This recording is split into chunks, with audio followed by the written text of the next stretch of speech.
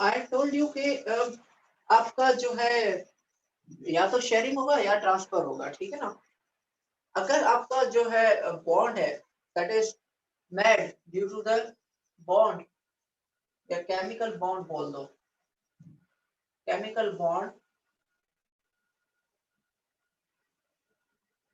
Form due to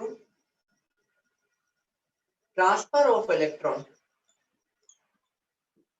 due to transfer of electron is called ionic bond. जो transfer of electron की वजह से bond बनता है ना, उसको हम क्या कहते हैं, आयोनिक बॉन्ड कहते हैं। और chemical bond which is made due to movement या फिर बोलो शेयरिंग ऑफ इलेक्ट्रॉन, मूवमेंट तो होती है मतलब शेयरिंग बोलो, chemical bond formed due to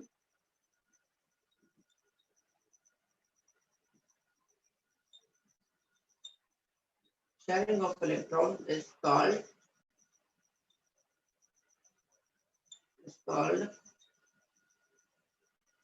covalent bond।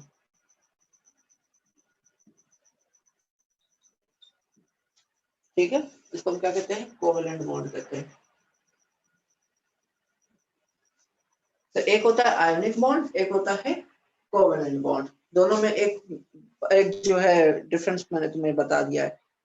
अब उसके बाद आता है कि जो आयनिक बॉन्ड है इसका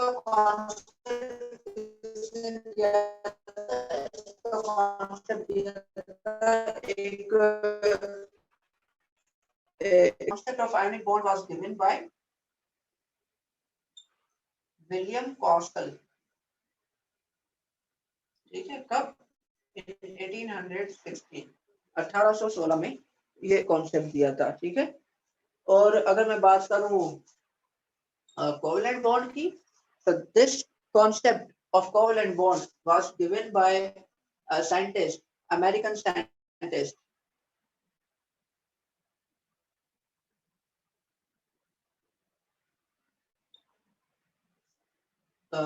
whose name was G.N. Lewis।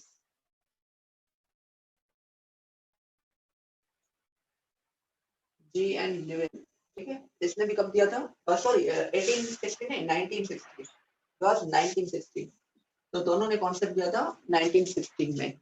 Okay, तो 1916 दोनों साइंटिस्ट जो थे उन्होंने अपना जो है कॉन्सेप्ट दिया था of the chemical bond that are ionic and covalent bond. अब है क्या, दोनों में कॉमन चीज है कि दोनों में इलेक्ट्रॉन का ही ट्रांसफर होता है, क्योंकि bond is all about what, it is all about an electron. An electron नहीं मतलब इलेक्ट्रॉन। बॉन्ड जो होता है वो इलेक्ट्रॉन की वजह से ही बनता है। अब कौन से इलेक्ट्रॉन, वैलेंस पेयर वाले इलेक्ट्रॉन। So chemical bonding में which electron participate, valence electron. जो वैलेंस शेल के इलेक्ट्रॉन है उनको वैलेंस इलेक्ट्रॉन कहते हैं, पार्टिसिपेट करते हैं इन chemical bond.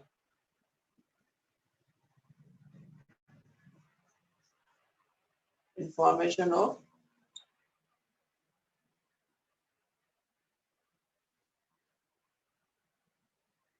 Chemical bond, chemical bond की फॉर्मेशन में वो जो है ना पार्टिसिपेट करते हैं कौन, वैलेंस शेल के इलेक्ट्रॉन। ओके, तो वैलेंस शेल के इलेक्ट्रॉन पार्टिसिपेट करते हैं in formation of the chemical bond, whether it is what I say के ionic हो या covalent हो, it doesn't matter। ठीक है, दोनों में वैलेंस शेल की ही बात होती है और दोनों का मकसद भी एक ही है। the aim, जो aim है वो भी सेम ही है, और वो ये है कि ऑक्टेट पूरा करना या इनर्ट गैस की कॉन्फ़िगरेशन के बराबर हो जाना। and the aim is also same, that is to what we say, to have an configuration of inert gas, to acquire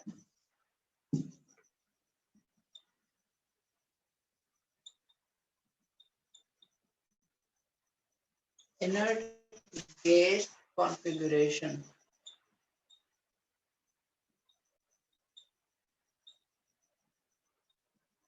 inert gas configuration जो है वो एक्वायर करना इनका होता है मकसद। अब इनर्ट गैस कॉन्फ़िगरेशन एक्वायर करने का मकसद तो सिंपल ही है ना, क्योंकि इनर्ट गैस का क्या होता है, ऑक्टेट पूरा होता है। तो आप अल्टरनेटिवली ऐसा भी कह सकते हो कि ये अपना ऑक्टेट पूरा करना चाहते हैं। अब ऑक्टेट पूरा करना चाहते हैं या इनर्ट गैस के बराबर होना चाहते हैं, both have the same meaning. तो you need to what I say के अंडरस्टैंड दिस थिंग। ओके, तो ये चीज है जो आपको याद रखनी है। अब इनर्ट गैस का मतलब ही यही है कि टू कंप्लीट ऑक्टेट, अपना ऑक्टेट पूरा करने के लिए। अब ऑक्टेट आपने पढ़ा है, ऑक्टेट रूल के कोई भी एटम होता है वो अप्रोच वही होती है कि वो आखिरी शेल में 8 इलेक्ट्रॉन पूरे करने की कोशिश करता है। एंड इन डूइंग सो वो क्या है कि वो रिएक्शन करता है, वो बॉन्डिंग बनाता है और फिर आया कोवेलेंट या आयनिक बॉन्ड की वजह से, मतलब उसके बिना पर वो जो है अपना पूरा कर देता है ऑक्टेट। और इनर्ट गैस के बराबर कॉन्फ़िगरेशन होती है एंड हेंस वी से कि वो हो जाता है। Yes clear sir. है ये चीज, समझ आ गई? अब यही है कि जो एटम्स हैं, अब ऐसे करने के लिए जो एटम है ना वो मुख्तलिफ अप्रोचेस सिखाते हैं, दे डू डिफरेंट थिंग्स। अब सबसे पहले हम लोग पहली अप्रोच है जिसको हम कहते हैं कि आयोनिक बॉन्ड, वो बनाते हैं। वो कैसे बनाते हैं, क्या करते हैं, आज वो जो है ना डिस्कशन करने वाले हैं। तो टेक द स्क्रीनशॉट ताकि मैं इसको रेज कर ले लूं। लिया सर। Okay okay.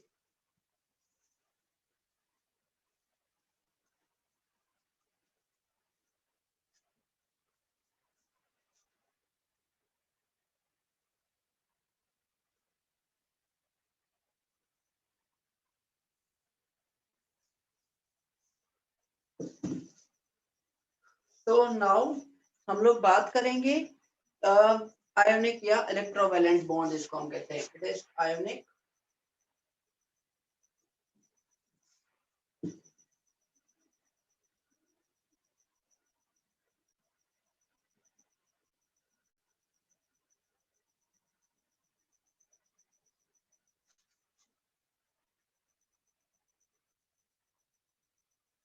या इलेक्ट्रोवैलेंट बॉन्ड,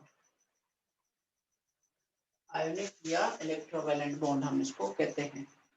तो क्या होता है ये आयोनिक या इलेक्ट्रोवैलेंट बॉन्ड, अब ये जानते हैं। अब एक चीज तो मैंने जो है थर्ड चैप्टर जब एंड करवा रहा था कल रात के लेक्चर में, तो मैंने आपको बताया था कि दो एटम के बीच में जब इलेक्ट्रोनेगेटिविटी का डिफरेंस 1.7 से ऊपर होता है तब आपका आयोनिक बॉन्ड बनता है, ठीक है ना। तो ये चीज मैंने आपको कल बताई थी, ये एक डेफिनेशन था। आज जो हम डेफिनेशन पढ़ने जा रहे हैं डिटेल में, वो कुछ ऐसा है कि आयोनिक बॉन्ड ऐसा बॉन्ड है जो कि होता है due to the electrostatic force of attraction. This bond is formed due to electrostatic force of attraction.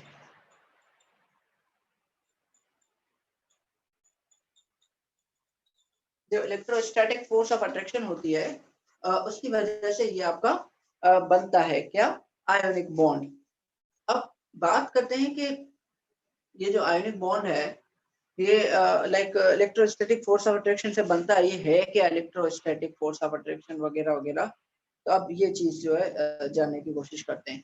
अब जो इलेक्ट्रोस्टैटिक वर्ड है ना, इट इज व्हाट के ना force of attraction due two electron, इसको हम ऐसा कहते हैं कि इलेक्ट्रॉन की वजह से कोई अगर फोर्स ऑफ अट्रैक्शन लग रहा है तो उसको हम कहते हैं तो इलेक्ट्रोस्टैटिक है, ठीक है।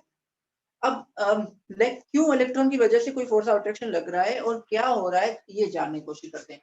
आयोनिक बॉन्ड ऐसा बॉन्ड है जो कि बनता है by complete transfer of electron, by complete transfer of electron. अब ये एंट्रेंस में काफी दफा पूछा जाता है which of the following bond is made due to the transfer of electron. तो आपको क्या करना है कि आयोनिक बॉन्ड, क्योंकि यही वाहिद बॉन्ड है जो ट्रांसफर ऑफ इलेक्ट्रॉन की वजह से बनता है।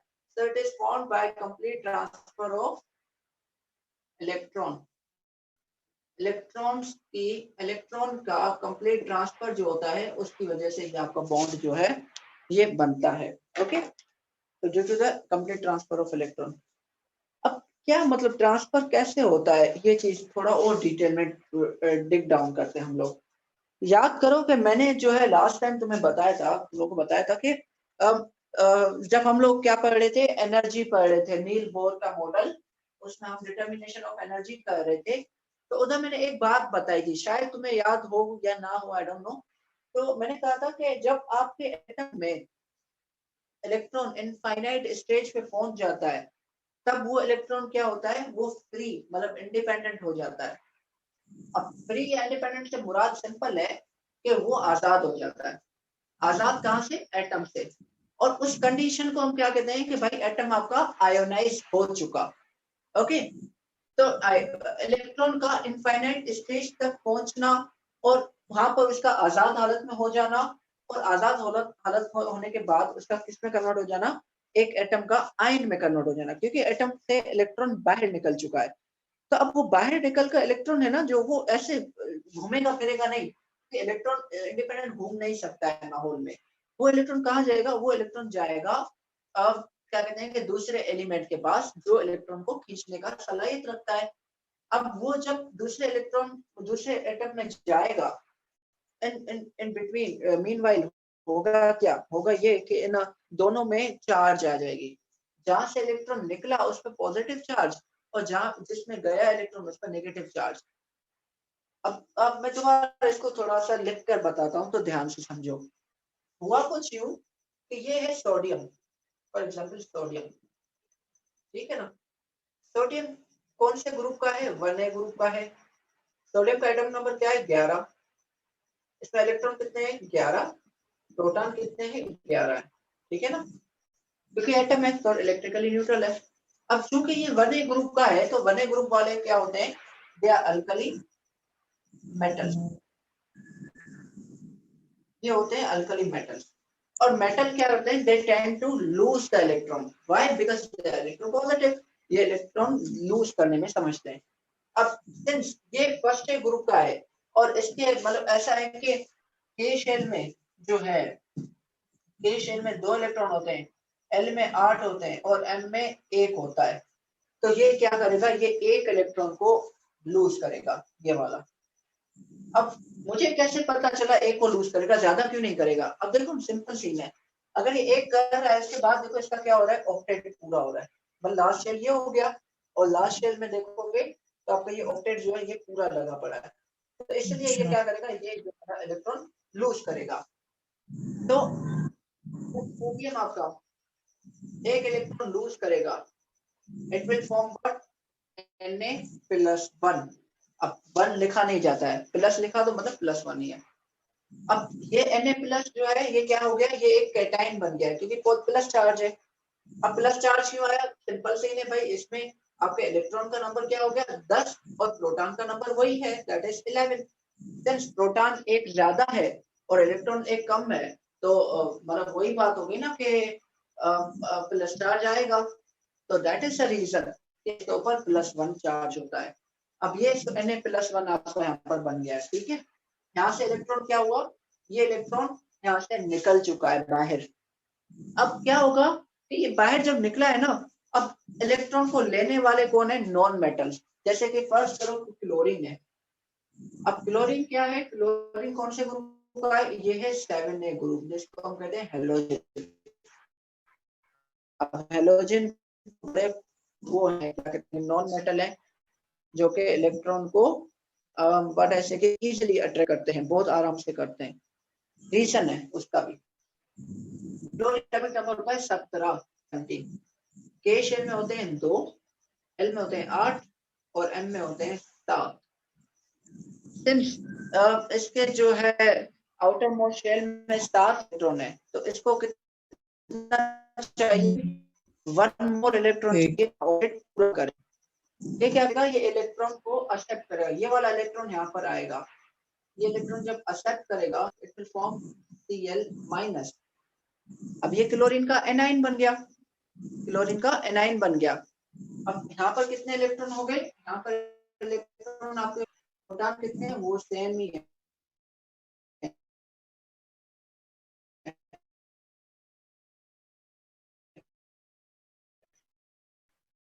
एंड डेटा ये Cl- आपका बन गया, ठीक है ना। Yes. ओके, सो नाउ कोई द थिंग इज दैट कि ये जो Cl- आपका बना है, अब ये Cl- आपका नेगेटिव चार्ज पार्टिकल बन गया, ये पॉजिटिव चार्ज। अब जाहिर सी बात है सोडियम से इलेक्ट्रॉन निकला है और Cl में गया है, तो मतलब ये दोनों आसपास ही है। अब ये दोनों क्या है कि हम लोग फिजिक्स में पढ़ा है कि जो अपोजिट चार्जेस हैं वो अट्रैक्ट करती हैं। तो ये Na+ और ये Cl-, ये दोनों आपस में मिलेंगे, ये दोनों आपस में हो जाएंगे ऐड। क्यों हो जाएंगे ऐड? क्योंकि इन दोनों को, इनके दरमियान जो है फोर्स ऑफ अट्रैक्शन क्रिएट हो रही है। That force of attraction is electrostatic force of attraction. अब उसी फोर्स ऑफ अट्रैक्शन की वजह से ये दोनों आपस में मिल जाएंगे and they will form a stable compound called NaCl। क्यों?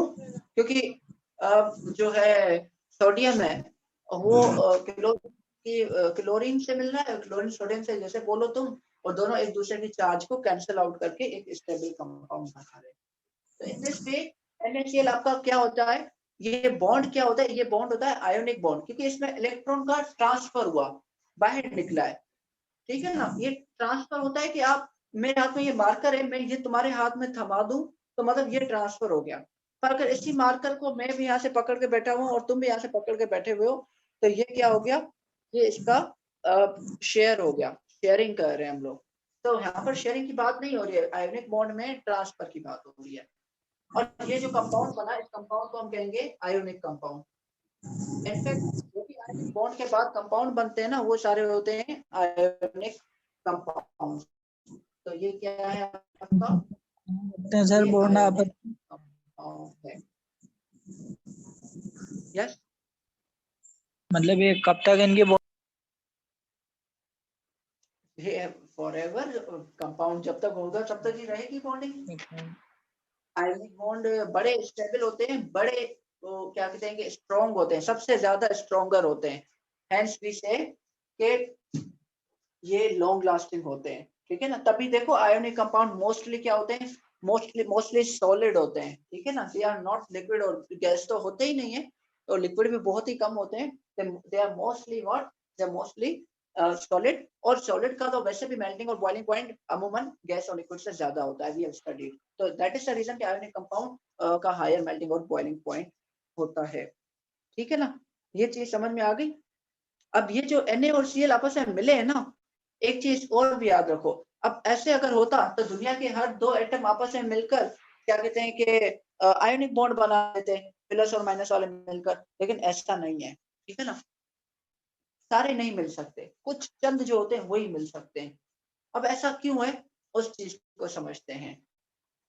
अब होता ये है कि जब भी बॉन्ड बनता है ना, तो बॉन्ड बनने के लिए आपको जो है क्या चीज दरकार होती है, क्या चीज इंपॉर्टेंट होती है, that is one and only, and that is electronegativity. तो अब हम बात करते हैं कि ये इलेक्ट्रोनेगेटिविटी का क्या सीन होता है और ये किस तरह बॉन्ड में हेल्पफुल होता है। ठीक है,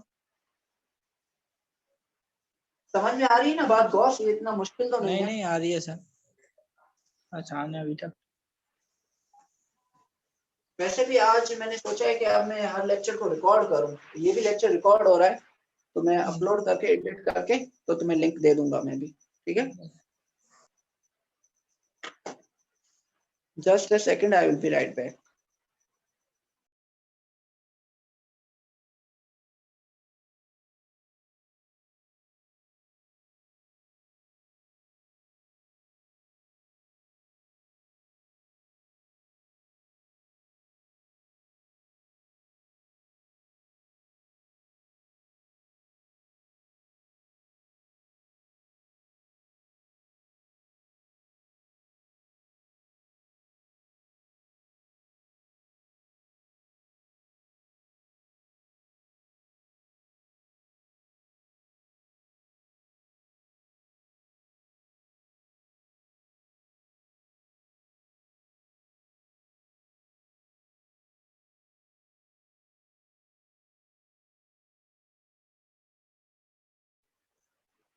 ओके, तो अभी हम लोग जो है डिस्कशन करेंगे कि ये इलेक्ट्रोनेगेटिविटी का क्या होता है डिफरेंस इसमें, और ये किस तरह काम होता है। अब ऐसा है कि नॉर्मली मैं तुम्हें हिंट दे देता हूँ एक। बास औकात बच्चे पूछते हैं कि सर हमें कैसे पता चले कि कौन सा आयोनिक कंपाउंड है और कौन सा कोवलेंट है।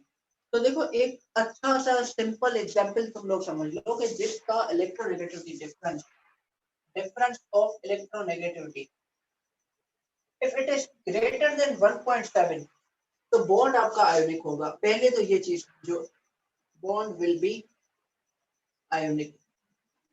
अब बच्चे ये पूछते हैं कि सर हमें क्या पता कि ना इलेक्ट्रोनेगेटिविटी किस एलिमेंट का कितना है, और सारे तो याद नहीं कर सकते ना। तो ये भी एक जेन्युइन चीज है कि सारे तो याद नहीं करोगे तुम लोग और हो ही भी नहीं पाएंगे। तो अब इसका और तरीका है। तरीका ये है कि जब वन ए ग्रुप के एलिमेंट जब कंबाइन होते हैं 7A ग्रुप से, 7A ग्रुप के एलिमेंट, ध्यान से सुनना, जब mostly not all but mostly, मैं कह रहा हूँ, I repeat mostly not all, सारे नहीं, मोस्टली जब 1A ग्रुप के एलिमेंट 7A ग्रुप के एलिमेंट के साथ मिलते हैं ना, तो they form what, they form ionic bond, ये आयोनिक बॉन्ड बनाते हैं। सिमिलरली जब 2A ग्रुप वाले कंबाइन होते हैं 6A ग्रुप से, तो ये भी मोस्टली क्या करते हैं, आयोनिक बॉन्ड बनाते हैं। ठीक है, जब 2A वाले 6A वालों से मिलते हैं तो ये भी मोस्टली आयोनिक बनाते हैं। ठीक है, तो ये चीज तुम लोग याद रखो। तुम याद रखो कि ये एक कॉमन प्रैक्टिस है जो कि ऑब्जर्व की जाती है कि मतलब ये उन्होंने जो है ना पाई जाती है कि ग्रुप 1A और 7A वाले मोस्टली आयोनिक बॉन्ड बनाते हैं और ग्रुप 2A और ग्रुप 6A वाले भी आयोनिक बॉन्ड बनाते हैं मोस्टली। अब ये चीज तो कॉमन है और most of the ionic compound इन्हीं दो ग्रुप से ही बनते हैं और बनते हुए दिखाई देते हैं हमें। ठीक है ना। सर वो चार्ट सेंड नहीं किया आपने जो आप कह रहे थे, जो याद करना है इम्पोर्टेंट। अरे हाँ हाँ, तुम लोग मुझे क्लास में बताते हो, जब मैं यहाँ पर होता हूँ मुझे याद होता है, लेकिन अब मैं जब मीटिंग एंड करूंगा उसके बाद मैं भी भूल जाऊंगा, अपने कामों में लग जाऊंगा। तो तुम्हें मैं एक रिक्वेस्ट बार बार करता हूँ कि सुबह के टाइम, रात के टाइम मुझे मैसेज कर दिया करो एक, तो मैं उसी टाइम एक फाइल बनाकर तुम लोगों को सेंड कर दूंगा। लिटरली ठीक है, मुझे याद नहीं रहता है, इसलिए मैं तुम्हें कहता हूँ मुझे बताया करो। ठीक है सर। ठीक है, चलें चलें, ठीक, मुझे बता देना तो फिर मैं जो है वो चीज कर दूंगा आपका। ठीक है, तो अब ऐसा है कि ग्रुप 1A और 7A वाले जब मोस्टली मिलते हैं ना, तो ये क्या बनाते हैं, आयनिक, और ग्रुप 6A और 2A वाले भी आयनिक बनाते हैं मोस्टली जब वो मिलते हैं, not every time but mostly. ठीक है, एक ये चीज याद रखना। तो इलेक्ट्रोनेगेटिविटी जो है वो बड़ा ही इंपॉर्टेंट रोल अदा करती है।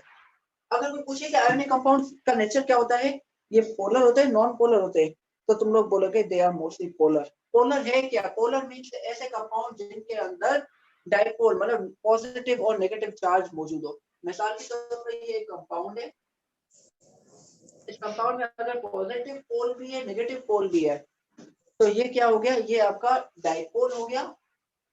और डाइपोल को हम क्या कहते हैं, डाइपोल को हम कहते हैं दे आर, डाइपोल को कहते हैं कि they are what, they are polar in nature. ये पोलर होते हैं नेचर में। ठीक है, नेचर में पोलर होते हैं। तो पोलर मतलब जिसमें ये दोनों पोल्स मौजूद हों। ओके, अब आयोनिक कंपाउंड में, सिंस आयोनिक कंपाउंड अगर NaCl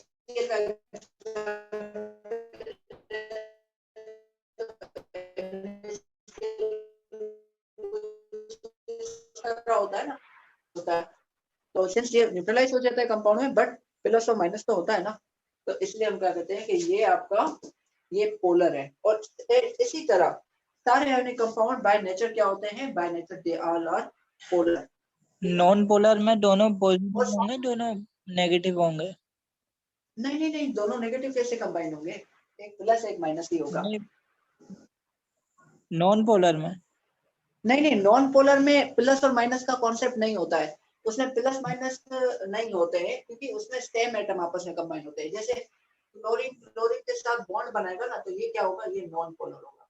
अब ऐसा अच्छा, मत समझना कि ये नेगेटिव है ये भी नेगेटिव है, नहीं, क्योंकि नेगेटिव वाला इसमें सीन है ही नहीं। ये शेयरिंग करके बॉन्ड बना रहे हैं और इसको कहते हैं नॉन पोलर बॉन्ड। ये हम पढ़ेंगे जब कोवेलेंट कंपाउंड्स पढ़ेंगे, उसमें डिटेल में पढ़ेंगे, ठीक है। तो अभी के लिए सिर्फ इतना समझो कि जो आयनिक हैं वो सारे के सारे क्या होते हैं, सारे के सारे पोलर होते हैं नेचर में। अब आते हैं कि केमिकल पॉइंट ऑफ व्यू से कि जो हम लोग पढ़ते हैं ना कि जो मोस्टली मेटल होते हैं, मोस्टली जो मेटल होते हैं वो कंबाइन होकर नॉन मेटल से क्या बनाते हैं,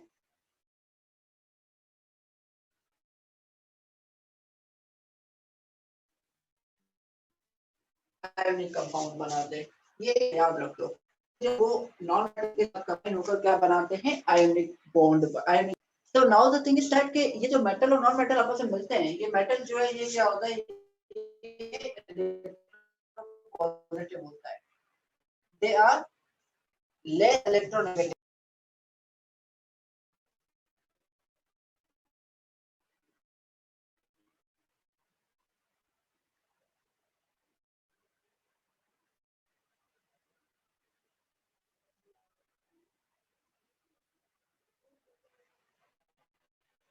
तो आई टोल्ड यू कि मोस्टली क्या होता है कि जो मेटल और नॉन मेटल होते हैं ना, वो आपस में कंबाइन होकर क्या बनाते हैं, ये बनाते हैं आपका आयोनिक बॉन्ड बनाते हैं मोस्टली। फाइन।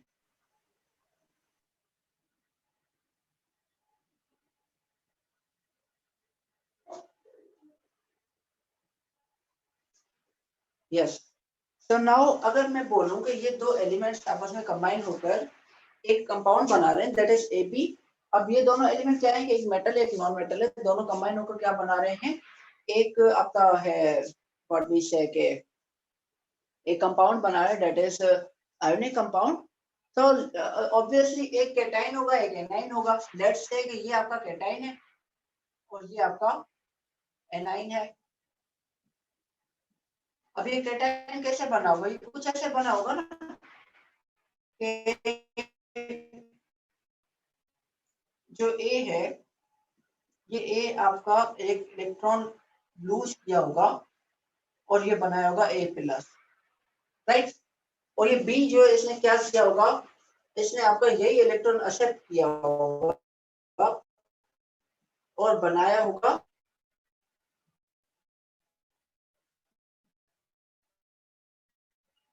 B minus. अब ये ए प्लस और बी प्लस और बी माइनस आपस में कंबाइन हुए होंगे और ये बनाते होंगे ए बी। अब जब ये कंबाइन होंगे ना, दोनों आयंस, दोनों अपोजिट आयन जब कंबाइन होंगे, तो ये स्टेप क्या है कि ये बॉन्ड फॉर्मेशन स्टेप है। पहला स्टेप था ये फर्स्ट स्टेप, ये था सेकंड स्टेप, ये था थर्ड स्टेप। अब फर्स्ट स्टेप में क्या हुआ कि फर्स्ट स्टेप में आपका एक कैटाइन बना है, ठीक है ना। अब यूजुअली कैटाइन कैसे बनता है, जब इलेक्ट्रॉन रिमूव होता है ना। तुम मुझे क्विकली बताओ कि जब इलेक्ट्रॉन को रिमूव करोगे तो वो एनर्जी जो चाहिए तुम्हें, वो पहली बात चाहिए या वो इलेक्ट्रॉन तुम्हें, वो एटम देगा तुम्हें energy. I am energy repeating देगा ना। आई जी एम सर। रिपीटिंग क्वेश्चन कि अगर अगर आपका एक एटम है वो अपने आप से इलेक्ट्रॉन बाहर निकाल रहा है, तो ये एनर्जी क्या उसमें से बाहर निकलेगी या फिर उसको एनर्जी देनी पड़ेगी ताकि वो इलेक्ट्रॉन बाहर निकले। खुद निकाल रहा है वो। वो तो मैं वो तुमसे पूछ रहा हूँ ना कि खुद निकालेगा या कोई और निकालेगा। खुद, अगर खुद निकालेगा तो एंडोथर्मिक है, अगर मतलब हम उसे देंगे तो फिर देनी पड़ेगी एनर्जी। तो कुल मिला के क्या कहते हो, एंडो या एक्सो?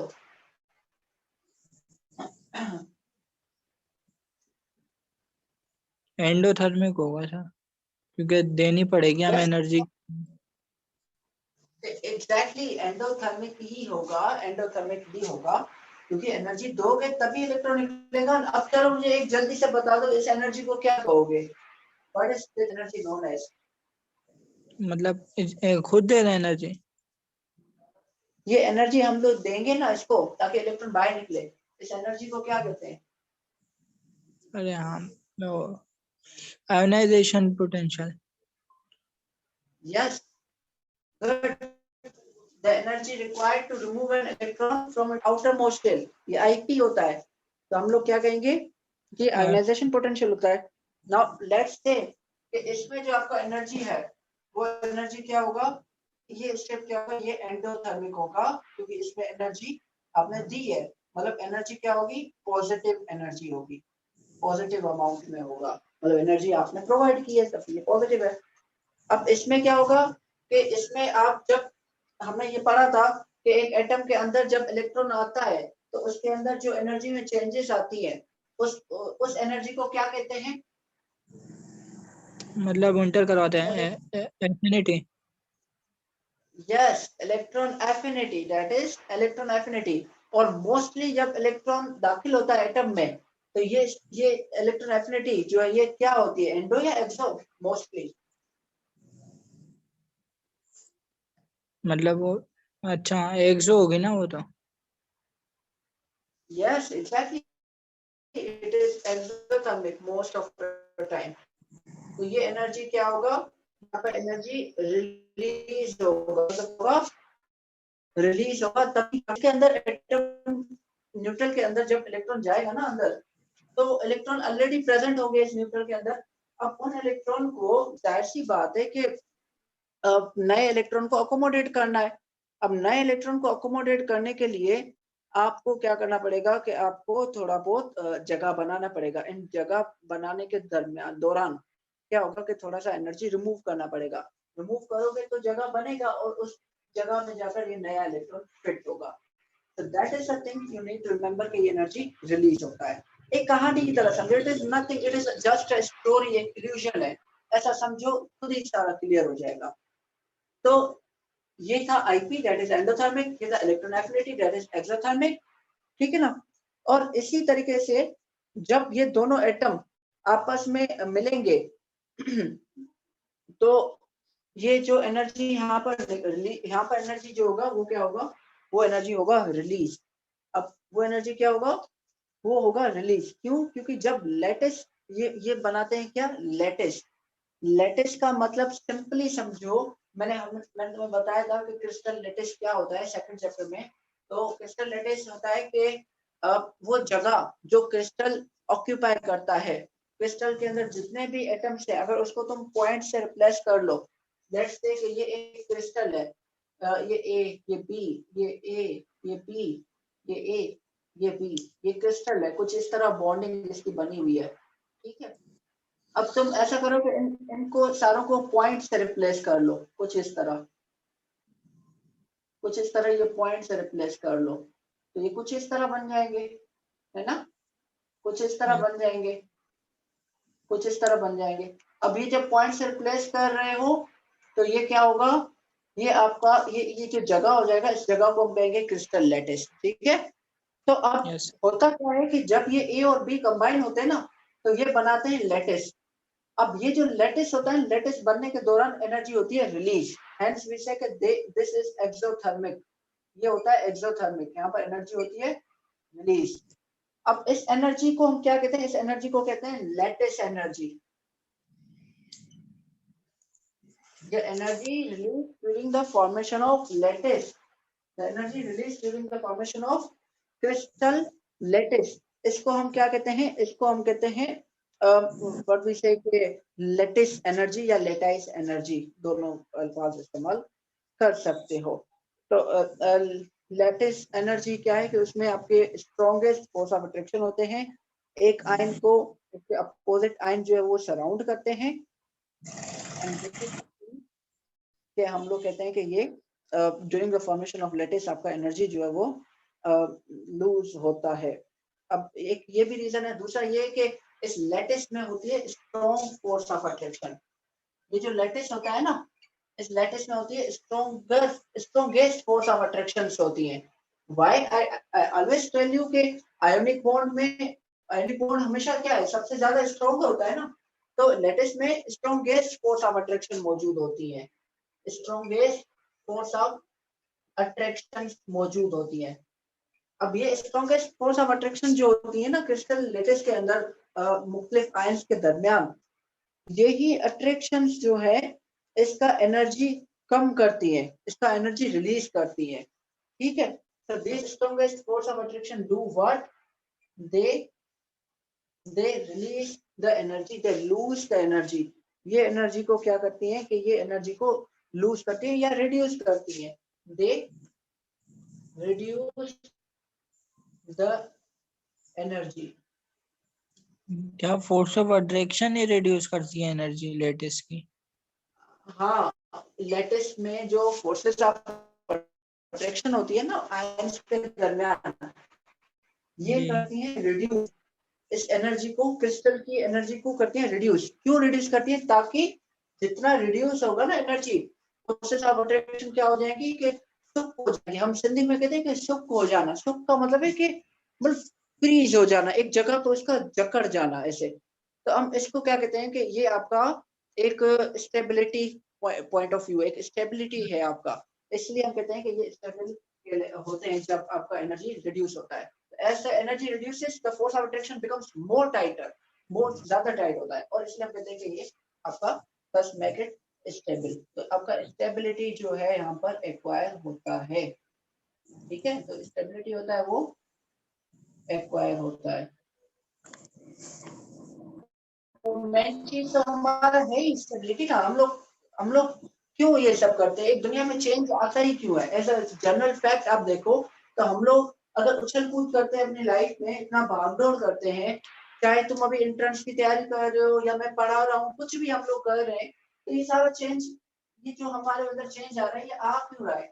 रीजन इज क्वाइट सिंपल ना, कि हम लोग स्टेबिलिटी चाहते हैं ना। अगर हम स्टेबल हो तो हम ये काम क्यों करें? लेट्स से कि तुम्हारे पास हर चीज अवेलेबल है, तो तुम कोई काम करोगे? नहीं करोगे ना। तो इसीलिए लाइक ये मैं लाइक उस हिसाब से कह रहा हूँ कि इनफॉर्मल लेना, फॉर्मल तो नहीं है ये चीज, लेकिन जनरल बात कर रहा हूँ कि एक एटम है, वो अपना ऑक्टेट पूरा करने के लिए हर चीज करता है ना। अब इसीलिए ये सारा भागदौड़ करते हैं। तो स्टेबिलिटी ही वाहिद रीजन है दुनिया में सारी चेंजेस के पीछे। चेंजेस होती स्टेबिलिटी के लिए है, ठीक है। Yes sir. तो ये चीज है कि जो लेटेस्ट एनर्जी है आपका, वो लेटेस्ट एनर्जी आपका क्या होता है उसको थोड़ा समझो। लेटेस्ट एनर्जी हम डिफाइन कैसे करते हैं उसको भी थोड़ा समझो। उससे पहले इसका स्क्रीनशॉट ले लो। ये एनर्जी पॉइंट ऑफ व्यू से तुम्हें समझना पड़ेगा, ठीक है। लिख लिया सारा सर, हाँ, लिख लिया है सारा मैंने। ओके, लिख लिया है ना, तो बस ठीक जी। है। अब ये चीज सही है। अब ऐसा है कि जो लेटेस्ट एनर्जी होता है ना, वो लेटेस्ट एनर्जी हमेशा इन दोनों के डिफरेंस के से ज्यादा होना चाहिए। अगर ज्यादा होगा तभी समझो कि आपका वो स्टेबल होगा। अब मैं समझाता हूँ कैसे। अब मैं समझाता हूँ, देखो। ये आयनिक बॉन्डिंग के बाद ये लेटेस्ट एनर्जी बनाते हैं ये बॉन्ड। नहीं, आयोनिक बॉन्डिंग है क्या? ये लेटेस्ट बनता है तभी तो आयोनिक बॉन्ड की पहचान होती है ना। This latest is all about the ionic bond. तो ये बाद या पहले नहीं, उसके दौरान ही यही सारा कुछ होता है। Okay, so now the thing is that कि आपका जो स्टेप 1 में जो एनर्जी था, ये स्टेप 1 का एनर्जी, स्टेप 1 कौन सा था? कैटायन की फॉर्मेशन वाला। ये स्टेप 2 का एनर्जी, ठीक है। ये स्टेप 2 का एनर्जी, स्टेप 1 का एनर्जी, और ये स्टेप 2 का एनर्जी, ठीक है। अब ऐसा है कि इन दोनों का जो डिफरेंस होता है ना, इन दोनों का जो डिफरेंस होता है, दोनों का डिफरेंस, ये जो डिफरेंस है ना, ये डिफरेंस जो है आपका लेटेस्ट एनर्जी से क्या होता है कि लेटेस्ट एनर्जी से ये डिफरेंस आपका थोड़ा सा व्हाट वी से के कम होता है। लाइक लेटेस्ट एनर्जी इसको क्या करता है कि ओवरकम करता है। जब लेटेस्ट एनर्जी इसको ओवरकम करता है तब समझो आपका एक आयोनिक कंपाउंड स्टेबल होता है, या फिर समझो कि वो आयोनिक कंपाउंड एग्जिस्ट करता है। तो ये जो डिफरेंस है ना, इसका difference of step 1 and step 2 energy, इसको और अच्छे से ऐसे लिख लो कि difference of step 1 and step 2 energies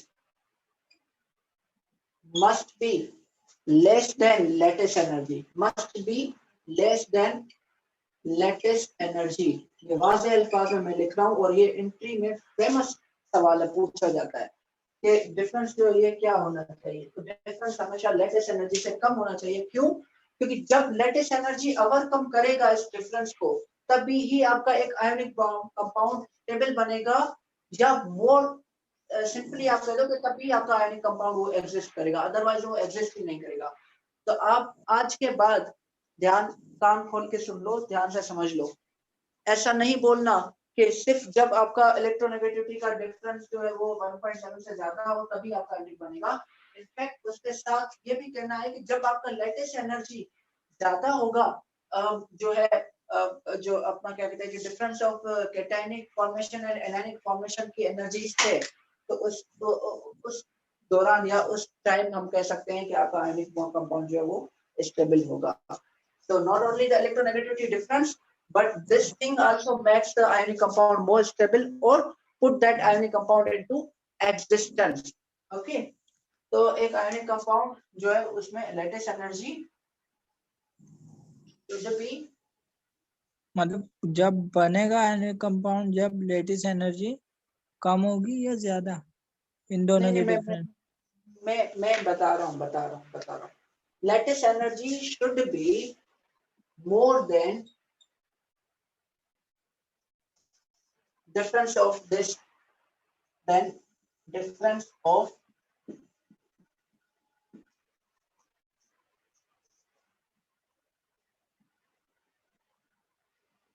cationic formation energy and anionic formation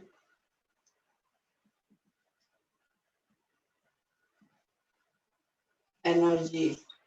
ठीक है, कैटायनिक और एनायनिक फॉर्मेशन एनर्जी से लेटेस्ट एनर्जी ज्यादा होना चाहिए सो दैट इट कैन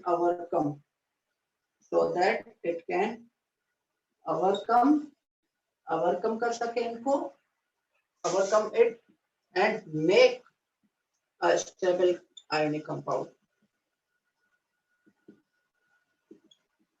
जब एक आयोनिक कंपाउंड बनता है ना, अगर वो स्टेबल आयोनिक कंपाउंड हम उसको कहते हैं, तो उसमें एक चीज याद रख लो कि आपका इलेक्ट्रोनेगेटिविटी डिफरेंस 1.7 से ऊपर होगा ही, लेकिन उसके साथ साथ उसका जो लेटेस्ट एनर्जी होगा ना वो भी ज्यादा होगा। किससे ज्यादा होगा? By the difference of this step 1 and step 2 energies. Step 1 और स्टेप 2 एनर्जीज से ज्यादा होगा। तो ये चीज आपको याद रखना है, ये मोस्ट इंपोर्टेंट चीज है जो आपसे हमेशा पूछा जाता है कि लेटेस्ट एनर्जी ज्यादा होना चाहिए या कम होना चाहिए with the difference of these energies. आपको कहना है कि ज्यादा होना चाहिए, ताकि ज्यादा होगा तो फिर वो इनको ओवरकम कर पाएगा, और जब ओवरकम करेगा तभी तो इनको आपस में जोड़ेगा ना, नहीं तो कैसे जोड़ेगा? अब देखो एक अच्छा सा एग्जांपल मैं तुम्हें दे दूं। अब तुम्हारे दो दोस्त आपस में लड़ रहे हैं, ठीक है, गुत्थम गुत्था हो गए, जैसे आज सिंध असेंबली में हो रहे थे, मे भी तुमने देखा वो वीडियो। तो ऐसा है कि तुम्हारे दो दोस्त आपस में बड़ी लड़ाई कर रहे हैं, ठीक है। अगर तुम जो है एक ही बंदे हो और तुम्हें उनको दोनों को छुड़वाना है, तो जाहिर सी बात है ना कि तुम्हारा एनर्जी उनसे थोड़ा ज्यादा होना चाहिए ताकि तुम दोनों को दूर कर पाओ। वरना फिर अगर तुम जाओगे तो तुम खुद ही पिट जाओगे ना, थोड़े बहुत बीच में जाओगे तो कहने का मकसद ये है कि तुम्हारे पास थोड़ा एनर्जी ज्यादा होना चाहिए ताकि तुम उन दोनों को क्या है कि दूर कर पाओ, उन दोनों को जो है क्या है कि दूर कर पाओ, राइट। तो यहाँ पर थोड़ा सा इसका उल्टा कर लो कि यहाँ पर दूर नहीं हो रहे, यहाँ पर कंबाइन हो रहे हैं। अब कंबाइन हो रहे हैं तो उसके दरम्यान जो एनर्जी का डिफरेंस है, उस एनर्जी के डिफरेंस को ओवरकम करने के लिए तुम्हारे पास जो लेटेस्ट एनर्जी है वो इतना तो इनफ होना चाहिए कि वो इसको ओवरकम करे, ताकि आपका जो कंपाउंड है वो क्या हो जाए, वो स्टेबल बन जाए। आपके बुक में एक एग्जांपल दिया गया होगा Na और Cl का, और मुझे एग्जैक्ट तो उनकी एनर्जीज नहीं पता, लेकिन इतना पता है कि जो लेटेस्ट एनर्जी उसमें बन रहा था Na प्लस और Cl माइनस अपन मिलकर बना रहे हैं, जो लेटेस्ट एनर्जी है वो ज्यादा ही है with the difference of then the difference of step 1 and step 2 energies, जिसमें Na प्लस बन रहा है और Cl माइनस बन रहा है। तो उनका जो कंपनसेटेड अमाउंट है उससे आपका लेटेस्ट एनर्जी ज्यादा है, ठीक है। तो इसीलिए वो आपका NaCl जो है वो स्टेबल कंपाउंड होता है, और वो क्या है कि और शेप्स जो है वो ऐसी बनाता है, ठीक है ना। तो ये चीज आपको जो है वो याद रखनी है, ठीक है। ये जो अरेंजमेंट होती है NaCl की, वो क्या होती है? Arrangement of NaCl is octahedral. NaCl की शेप क्या होती है, अरेंजमेंट होती है ऑक्टाहेड्रल। क्यों? क्योंकि इसमें जो है एक एटम को सराउंड करते हैं 6 एटम। मतलब ऐसा होता है कि कुछ इस तरह इसकी अरेंजमेंट होती है कि सिर्फ एक क्लोरीन को 6 जो है वो सराउंड करते हैं। ये एक क्लोरीन होता है, अब इसके अराउंड 4, 1, ये 2, ये 3 और ये 4, ये 5वां ऊपर और 6ठा नीचे ऐसे। तो ये 6 जो है इस तरह इसको सराउंड करते हैं एक क्लोरीन को 6 सोडियम एटम। तो ये जो है ना ये ऑक्टाहेड्रल बनाते हैं। तो ये शेप कुछ इस तरह बना है। हालांकि ऐसा मत समझो कि एक क्लोरीन 6 के साथ बॉन्ड बनाता है, नहीं, क्रिस्टल में शेप कुछ इस तरह आ जाता है, ठीक है ना। तो ये पूछा जाता है, ये भी इंटरेस्ट आता है कि इन NaCl स्ट्रक्चर या इन NaCl crystal one Cl is surrounded by 6 sodium या 1 sodium is surrounded by 6 Cl या 6 sodium and 6 Cl are bonded together या कुछ और आता है। तो तुम्हें क्या करना है कि 1 Cl या 1 chloride ion is surrounded by 6 sodium ion। तो 1 chloride ion is surrounded by